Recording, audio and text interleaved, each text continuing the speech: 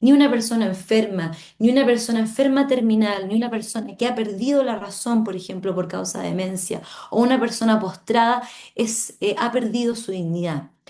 Lo que no es lo mismo decir de que, por supuesto, hay situaciones que pueden ser atentatorias contra la dignidad de la persona humana y ciertamente una persona que está en condiciones, por ejemplo, paupérrimas de salubridad en un hospicio, por ejemplo, es una condición atentatoria contra la dignidad humana de ella, pero de lo que no se sigue, que por lo tanto, ¿no es cierto?, debiésemos avanzar en eliminar el respeto, ¿no es cierto?, por la dignidad humana y el respeto al final del día por la vida humana para decidir que cualquier persona en vez de solucionar estas condiciones está mejor muerta, ¿no es cierto? Que es al final lo que está diciendo desde la perspectiva de la eutanasia.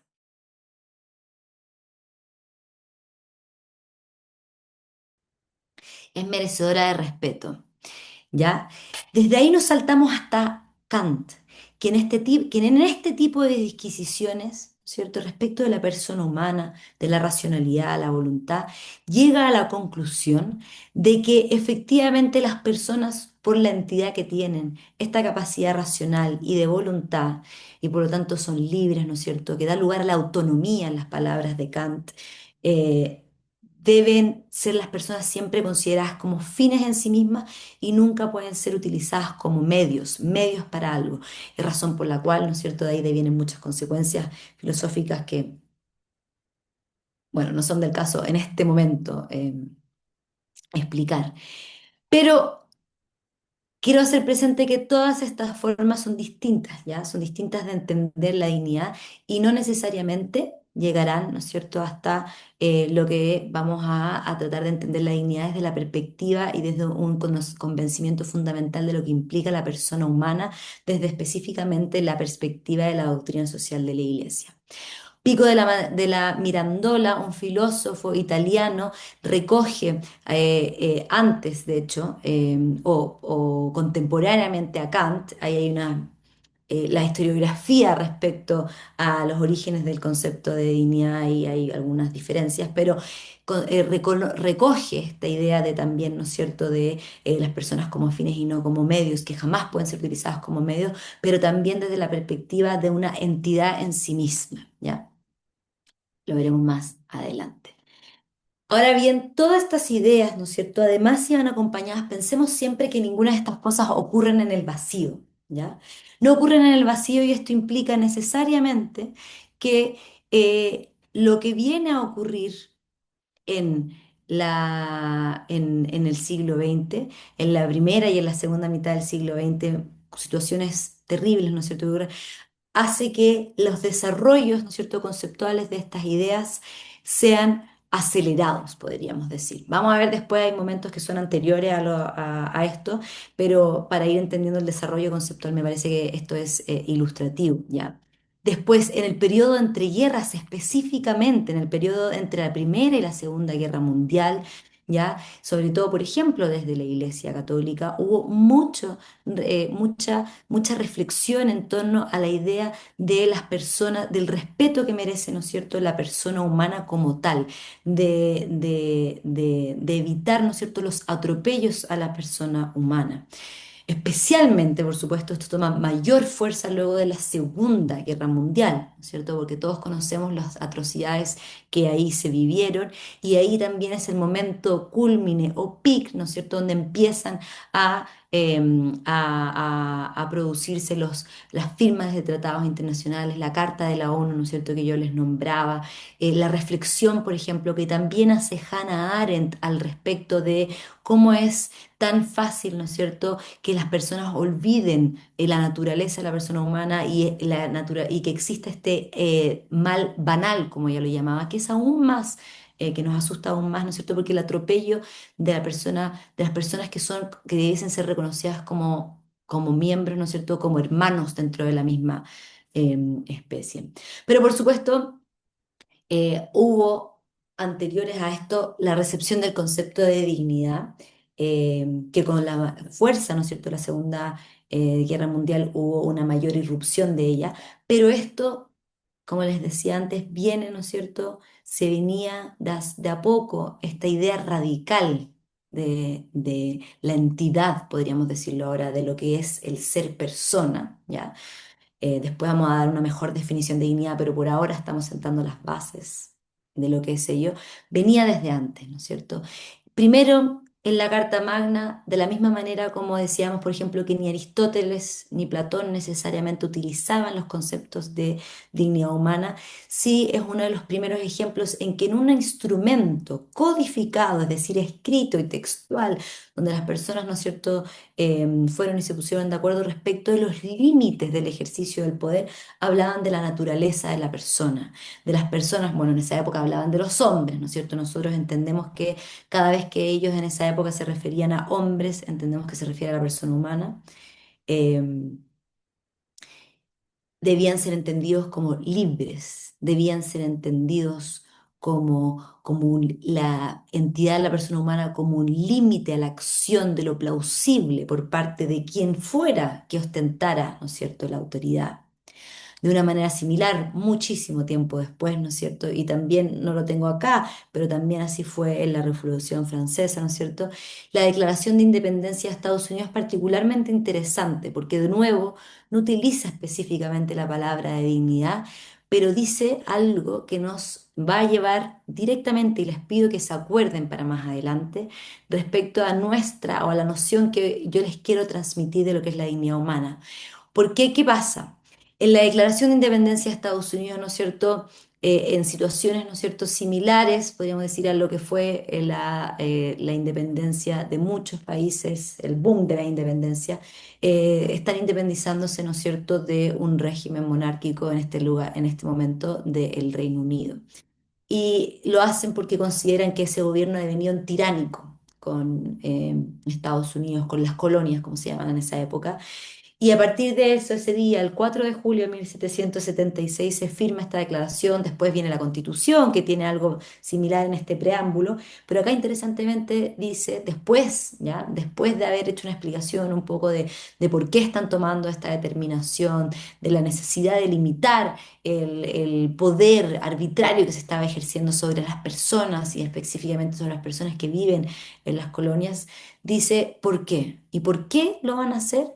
Porque nosotros sostenemos estas verdades como evidentes, como patentes, como palmarias, podríamos decir. Que todos los hombres, entre paréntesis, personas, ¿no es cierto? Que todos los hombres son creados como iguales y que les ha sido entregado o que les ha sido instituidos en ellos por el Creador con ciertos derechos que son inalienables y que dentro de esos derechos está el derecho a la vida, a la libertad y a la persecución de la felicidad. Eh, Podrán acordarse quizás de la famosa película The Pursuit of Happiness, linda película, muy bonita. Eh, pero acá es súper interesante que ellos no, de nuevo, no utilizan necesariamente el concepto de dignidad, pero están hablando de una condición, ¿ya? Que es inherente al hecho de ser persona, unas cualidades que son inherentes al hecho de ser personas, que solamente por ser personas se ostentan, se tienen, ¿ya? Y que adicionalmente esa cualidad, ¿no es cierto?, viene acompañada de ciertos derechos que serían inalienables. Luego, no nos vayamos tan lejos, ¿no es cierto? Volvamos a Chile, por ejemplo.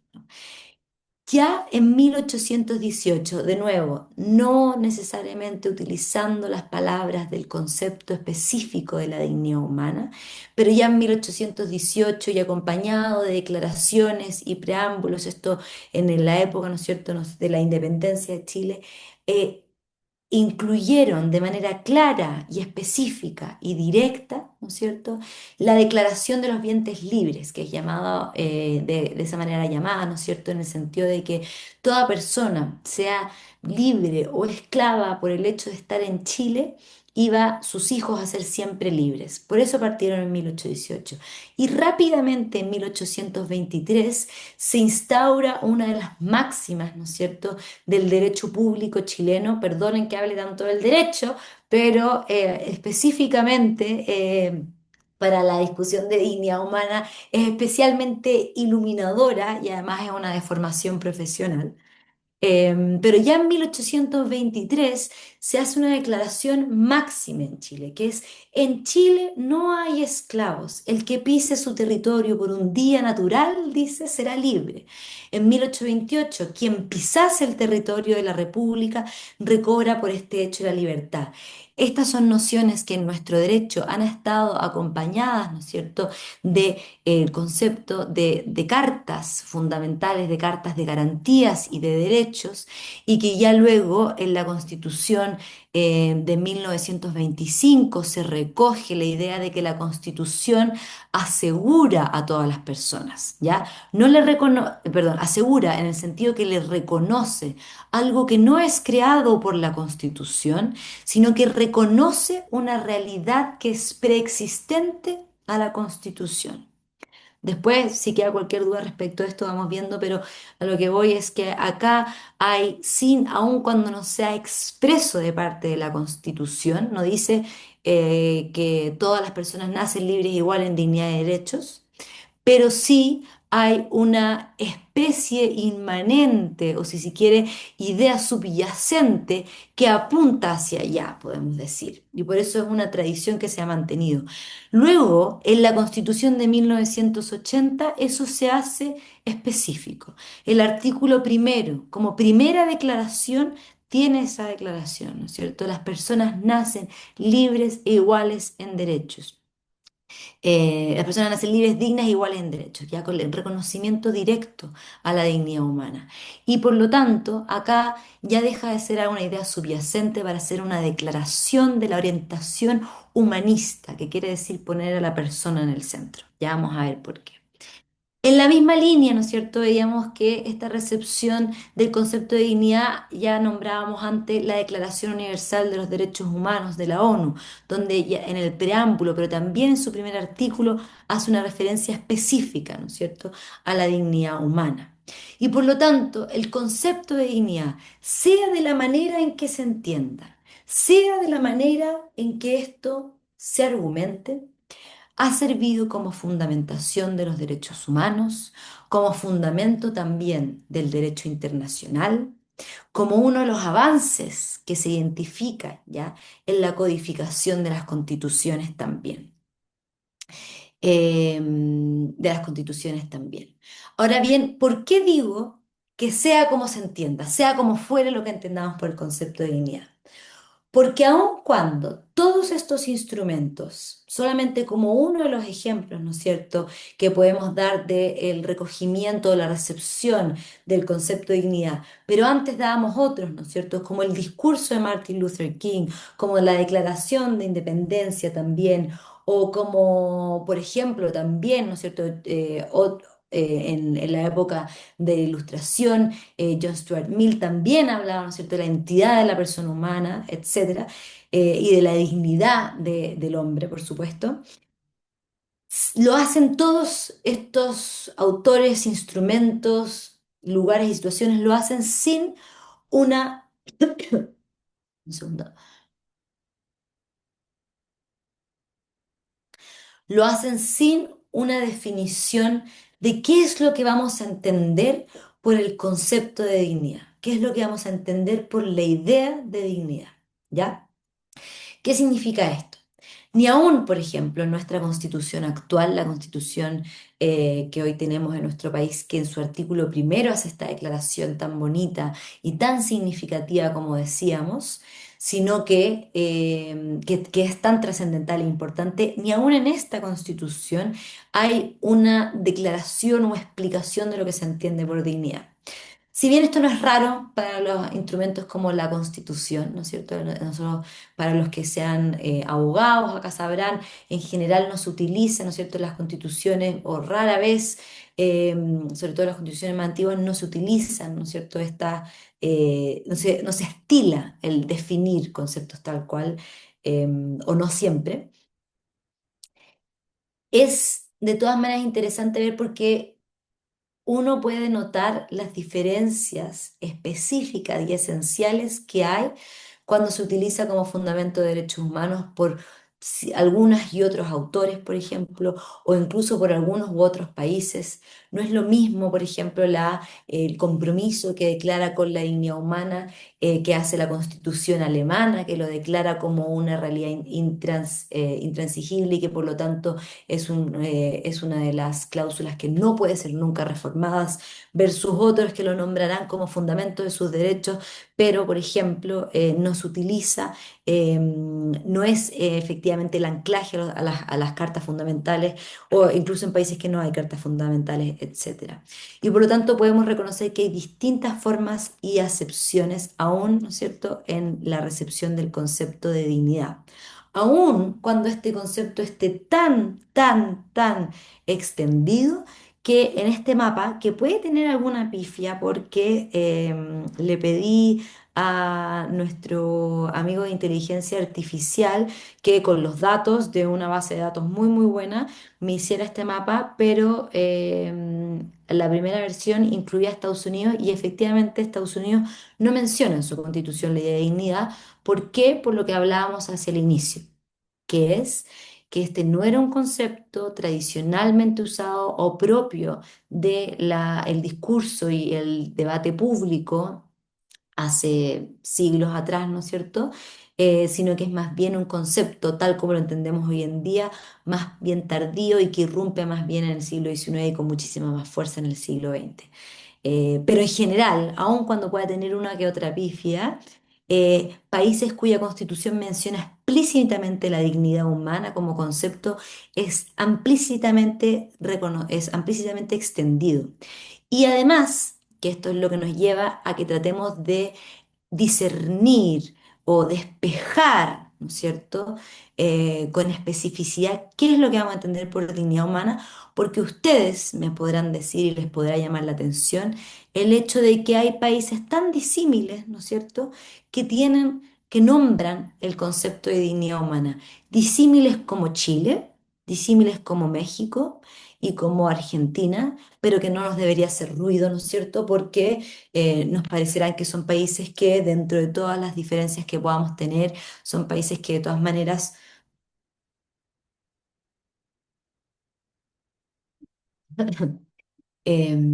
son países que de todas maneras tienen, por ejemplo, un compromiso con los derechos humanos o, por ejemplo, un compromiso con nociones como, que ustedes podrán haber escuchado ya, el Estado de Derecho, pero no así países como Rusia, ¿no es cierto? Y yo tuve que ir a doble chequear y efectivamente Rusia en su constitución habla de la dignidad humana.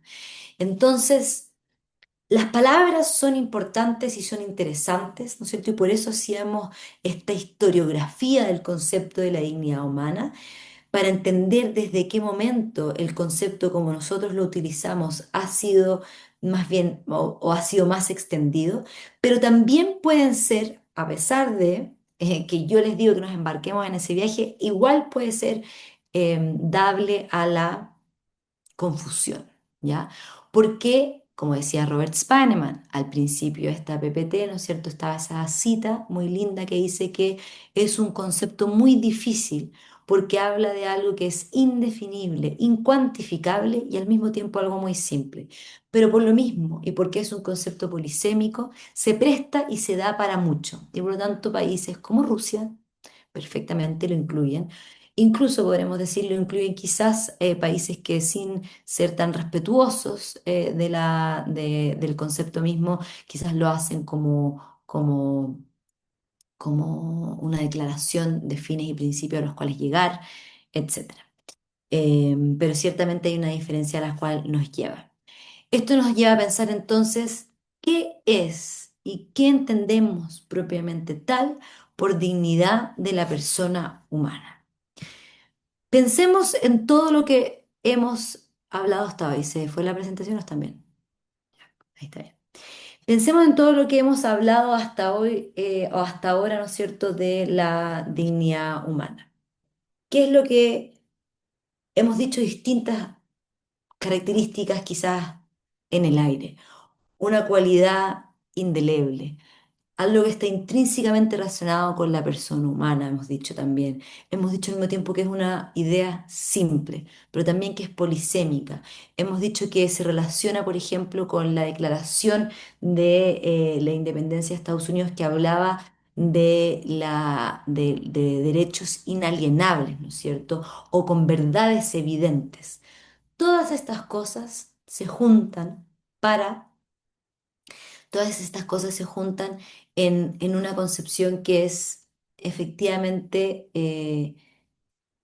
simple y compleja al mismo tiempo y que tiene su raíz en lo que en latín se hablaba, ¿no es cierto?, de dignitas, y que a pesar de tener una idea similar al human dignity, al dignité en francés, la dignidad en español, y esa palabra que no voy a decir en alemán para no ofender a alguien aquí que sepa hablar muy bien alemán, que en realidad significa, traducido literalmente, significa dignidad humana, de la misma manera, ¿no es cierto?, que podemos decirlo en inglés.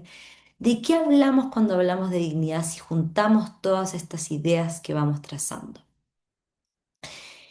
La noción de dignidad humana, ya desde una perspectiva de la doctrina social de la Iglesia y de una perspectiva, ¿no es cierto?, también bueno, específicamente de la doctrina social de la Iglesia, está unida intrínsecamente a la noción de persona, ¿ya? Y a características propias del ser persona que nos hacen a nosotros ser personas humanas, ¿ya? Yo les adelantaba antes un poco esto y de nuevo van a ahondar en esto probablemente en su clase de libertad, pero acá simplemente hagamos un paneo general de la idea, de cuál es la idea, de qué es lo que nos caracteriza y nos define a nosotros como personas. ¿Se acuerdan de lo que hablábamos de Aristóteles, de Platón y de Cicerón? Ideas que al mismo tiempo después fueron trasladadas o traslapadas por Kant y después también, ¿no es cierto?, complejizadas por la doctrina social de la Iglesia, por Pico de la Mayora y por todos estos filósofos, ¿no es cierto? Son esencialmente dos nociones que nosotros tenemos que tener en consideración. Toda persona humana, por el solo hecho de ser tal, tiene o potencialmente tiene dos características que la diferencian radicalmente y esencialmente de todo otro ser vivo, de todo otro animal, incluso podríamos decir, ¿no es cierto? Que son las características de tener la posibilidad, ¿no es cierto?, de la razón, es decir, del pensamiento racional, de poder comprender, de poder analizar, de poder entender las cosas y en segunda medida el hecho de tener voluntad, ¿ya? El hecho de yo estar, de yo tener una dirección de mi voluntad hacia ciertas cosas y al mismo tiempo de no querer ciertas otras cosas. Estas dos características de la persona humana son el fundamento de nuestra libertad, son el fundamento de que nosotros somos personas autónomas y libres para decidir. ¿Por qué? Porque si no pudiéramos conocer opciones, por decirlo así, y al mismo tiempo no pudiéramos decidir sobre ellas, querer, ¿ya?, sobre algo, no podríamos decir que somos efectivamente libres, ¿ya? Dado ahora bien que somos libres, que tenemos ontológicamente esta libertad dada por por estos dos elementos radicalmente unidos y que nos hacen el hecho de ser personas, es que al mismo tiempo somos responsables de nuestras acciones. Y todo este conjunto de cosas, ¿no es cierto?, nos entregan una cualidad indeleble. Indeleble quiere decir que no se borra con nada, ¿ya? Que es la cualidad de la dignidad humana, que es un axioma efectivamente al mismo tiempo simple en el sentido de que es explicatorio, ¿no es cierto?, en sí mismo y al mismo tiempo radical en el hecho de todas las consecuencias de que de esta idea se siguen. De esta idea se sigue, ¿no es cierto?, el respeto que se le debe a toda vida humana. Queremos decir también, ¿no es cierto?, que por el hecho de la dignidad humana jamás es posible que ésta sea perdida, ¿ya? Lo que no es lo mismo de decir que ésta no pueda ser vulnerada, como vamos a decir más adelante. ¿Ya? Pero son estas características propias de toda persona, ¿ya? De toda persona, por solo hecho de ser una persona humana, y que nos diferencian de todo otro animal, de todo otro ser vivo, que nos hace desde la doctrina, ¿no es cierto?, social de la Iglesia o desde una perspectiva teológica, ¿no es cierto?, nos han hecho a imagen y semejanza de Dios, pero desde la perspectiva, ¿no es cierto?, teológica que no necesariamente requiere de llegar a ella para poder explicarla, pero nosotros la incluiremos para estos efectos y después podemos ahondar más en esa diferencia, es que toda persona humana está dotada de esta dignidad. ¿Ya? Entonces es el hecho y la radical idea de que todas las personas por el hecho no sé, de ser tal comparten esta cualidad inalienable, que hace de las vidas de todas las personas algo sagrado y la representación al mismo tiempo de algo absoluto. Por eso compartimos la idea de Kant, de que ninguna persona debería ser nunca, puede ser nunca tratada como fines, perdón, como medios, porque son fines en sí mismos, ¿ya? A diferencia de todo lo otro. A todo lo otro me refiero a todos los otros, a todas las otras cosas, sean cosas vivas o no, sean animales o plantas, ¿no es cierto? Y también podemos después, me imagino que aquí van a salir muchas preguntas, pero prefiero dejarlas para el final, que nos diferencian de todas ellas y nos da una entidad distinta, ¿ya? Y además decimos que por lo tanto se encuentra en la intersección de dos ejes fundamentales. Un eje horizontal entre las personas entre sí, el respeto que le debemos a las personas por el solo hecho de ser tal y por lo tanto en nuestra familia, en nuestra comunidad política, en las sociedades intermedias en las que nos vamos moviendo. Y también en el eje vertical nos vincula, ¿no es cierto?, con la trascendencia, con el fin propio de nuestras vidas que trasciende de esta vida material, terrenal, es decir, con Dios. ¿Ya? Ahora bien, ¿qué significa que la dignidad humana no puede perderse? ¿Y qué nos pasa cuando vemos historias como la de los niños del Sename o la historia de Abel Dac que yo les puse como lecturas para motivar, ¿no es cierto?, la clase de hoy. Hagamos un breve recuento. Un breve recuento, cuando miro para allá es para ver la hora. Un breve recuento de lo que estábamos viendo es, por ejemplo, el dramático y tristísimo reportaje, ¿no es cierto?, de los niños del Sename. Es un reportaje antiquísimo, bueno, no sé si antiquísimo, pero el 2016 han pasado 10 años, han pasado ya 10 años desde ese reportaje, y que espero que a todos les haya removido, no solamente por la incomodidad que produce leer la falta de respeto, ¿no es cierto?, con las cuales vidas son tratadas y por lo tanto con la atentado a la dignidad, ¿no es cierto?, la entidad cada una de esas personas, de cada uno de esos niños, y más allá todavía en una situación de vulnerabilidad que ellos estaban viviendo, ¿no es cierto? Y a mí me resuena especialmente la frase donde uno de ellos decía, somos tratados como palomas. No sé si se acuerdan de esa frase. Dice, somos tratados como palomas por esta sociedad en el sentido de que son tratados como algo que rápidamente caminando, ¿no es cierto?, por la ciudad, yendo al metro, bajándose del metro, no lo veo, es invisible para mí, me es invisible para mi día a día. Cuando la idea, ¿no es cierto?, cuando el radical sufrimiento de estas personas debiese, todo lo contrario, remover hasta lo más adentro, ¿no es cierto?, de nuestras personas. ¿Por qué? Porque lo que es una vulneración, un atentado, ¿no es cierto?, directamente a la dignidad de ellos como persona, al respeto que se les debe, ¿no es cierto?, como persona. Y en un ejemplo quizás menos dramático, pero que también puede resonar a las situaciones que muchos, ¿no es cierto?, podemos ver en el día a día con la crisis de migración y que por supuesto es un difícil y complejo, ¿no es cierto?, desafío, es la historia de Beldac.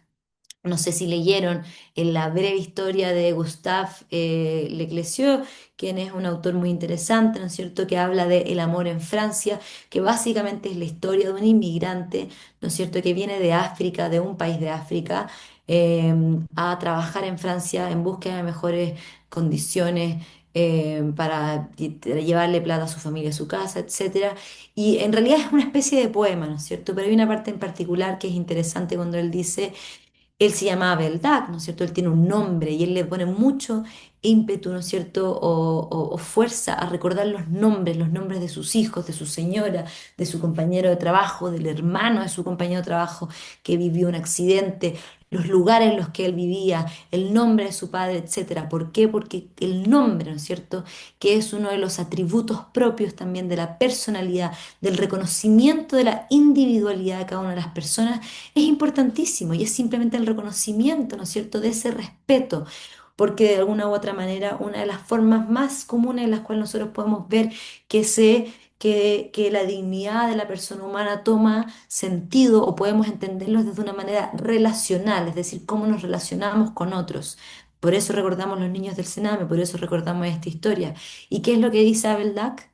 Abel Dac dice, mi jefe, con el que trabajo todos los días, hace meses, solamente me nombra Ahmed.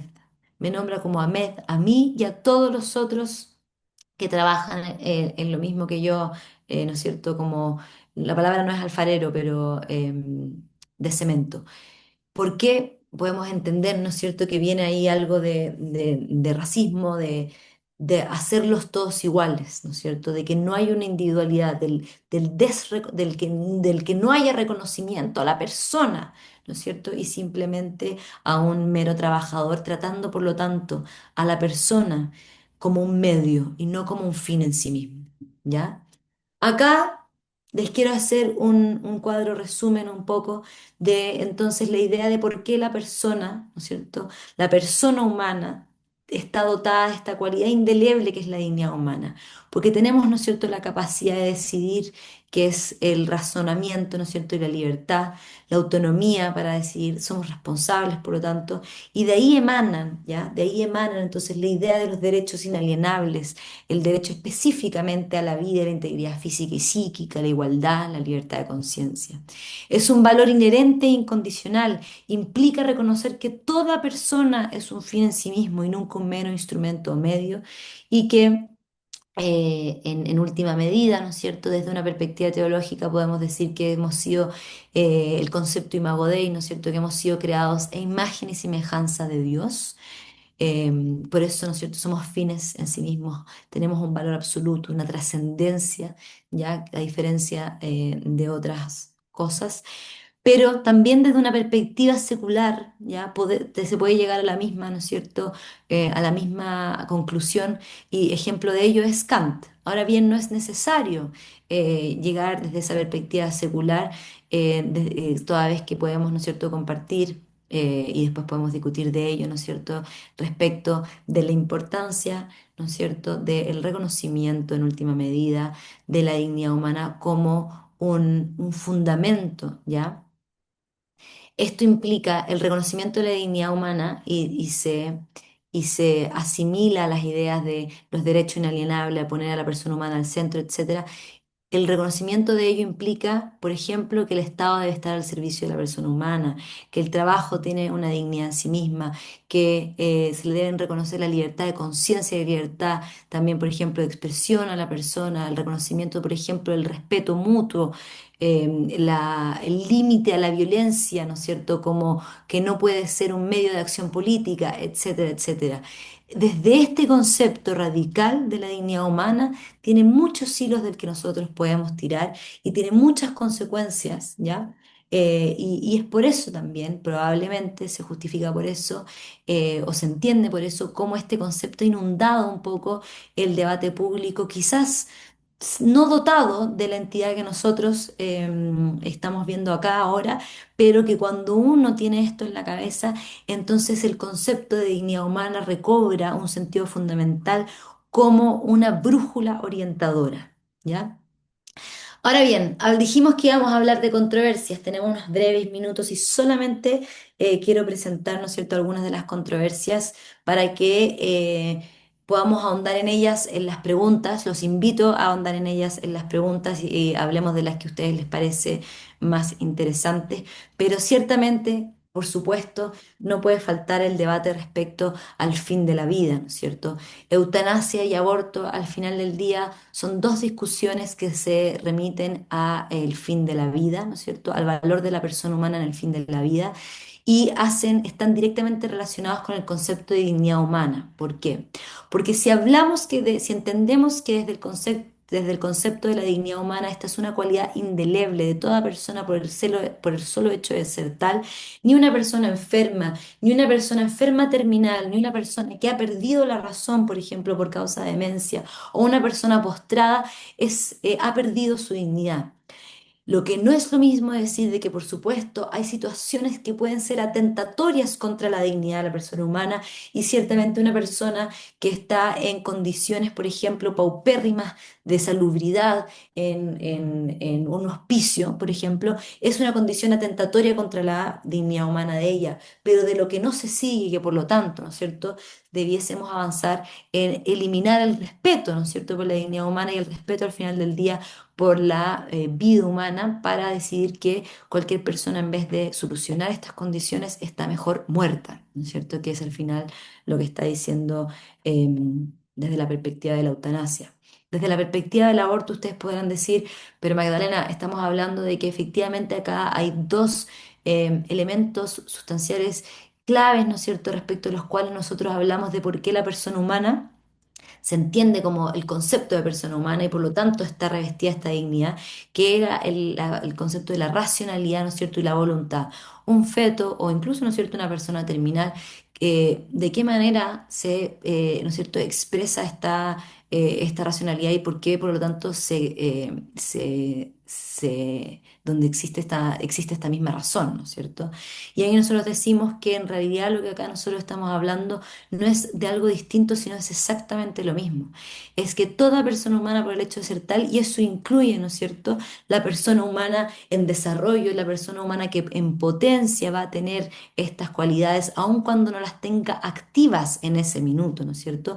Porque de lo contrario tendríamos que entrar a decidir en qué momento es persona y en qué momento deja de serlo, ¿no es cierto? Desde qué momento una serie de acciones conducentes, ¿no es cierto?, a que yo hoy día estoy parada frente a ustedes, aunque sea virtualmente, ¿no es cierto?, como discutiendo de estos temas, en qué momento de la cadena de esas acciones se deja de ser, se recobra la capacidad, ¿no es cierto?, de persona, o se tiene la capacidad, se obtiene la capacidad de ser persona, y antes de eso podemos diferenciarlo, ¿no es cierto?, respecto de las células.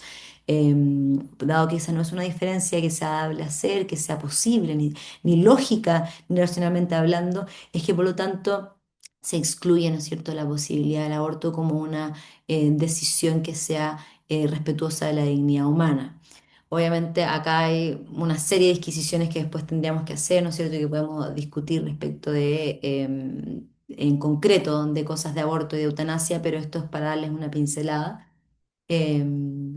Y quería tomarme también la posibilidad de comentarles respecto a, porque cuando uno habla en general, ¿no es cierto?, de qué hablamos cuando hablamos de dignidad humana, de qué hablamos cuando hablamos, ¿no es cierto?, de entender que todas las personas por el hecho de ser tal tienen una cualidad que las hace iguales, ¿no es cierto?, iguales en dignidad y derechos, se diferencian, pero básicamente estamos hablando de lo mismo, ¿no es cierto? Es el hecho de que todas las personas son simplemente iguales y merecen respeto. Solemos referirnos a discusiones como la eutanasia y el aborto. Podríamos haber hablado también de los niños del Sename y podemos hablar de eso también en las preguntas. Podríamos haber hablado, por ejemplo, de la migración, podríamos haber hablado de tantos otros temas, pero un tema de los que generalmente no se habla desde esta perspectiva es, por ejemplo, el que existe de manera arraigada, ¿no es cierto?, en ciertas partes de la sociedad, me refiero al mundo en general, una cultura de la impunidad, vamos a decir, a la vulneración de la indemnidad sexual.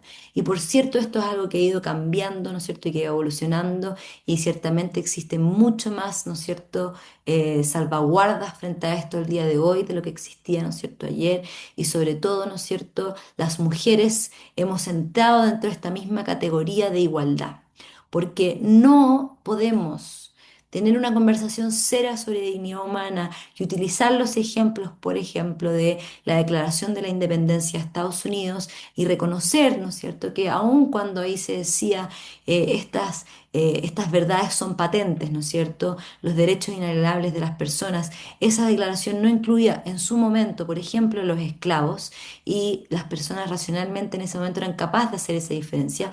También pasó durante mucho tiempo y obviamente eso ha ido cambiando y ha ido mejorando, en que las mujeres no estaban en este mismo pie de igualdad de condiciones, razón por la cual, ¿no es cierto?, no tenían derecho a voto, razón por la cual no existía la violación en el matrimonio, por ejemplo. Y remanentes de eso, podemos decir, es que sigue existiendo una cultura de la vulneración a la indemnidad sexual.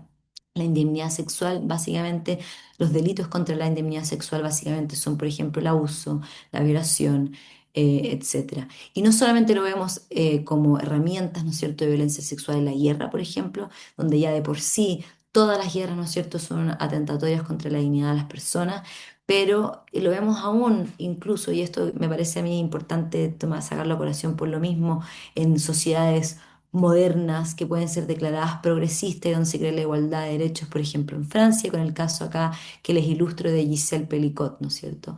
Han habido otros reportajes que han salido sobre, ¿no es cierto?, círculos, ya no solo de pedofilia, etcétera, sino de otro tipo de acciones, y entonces existe una cultura arraigada que de la vulneración a la indemnidad a la indemnidad sexual contra la que debemos luchar, ¿ya? Esa es la palabra que me gustaría a mí hacer. ¿Y por qué termino con esto? Termino con esto porque se nos pueden ocurrir tantos otros casos de vulneración a la dignidad humana que nos haría pensar, pero ¿cómo? Si estamos hablando de que esto es una cualidad indeleble, estamos hablando de que en el fondo esto no se pierde jamás y que lo tenemos todas las personas por el solo hecho de ser tal.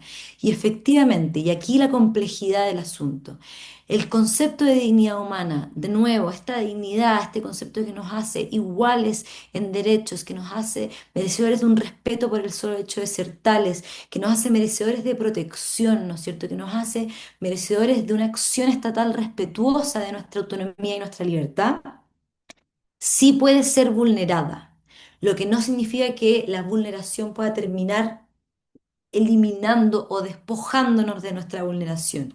Y por lo tanto, la idea radical de la dignidad humana es una idea tan potente como, por ejemplo, vemos expuesta en el libro El hombre en búsqueda del sentido, Viktor Frankl, no sé, alguno de ustedes lo habrá leído en el colegio, donde aún en las peores condiciones, las condiciones más paupérrimas, las personas mantienen, ¿no es cierto?, su dignidad porque mantienen su voluntad, mantienen su racionalidad, aun cuando no la pueden ejercer.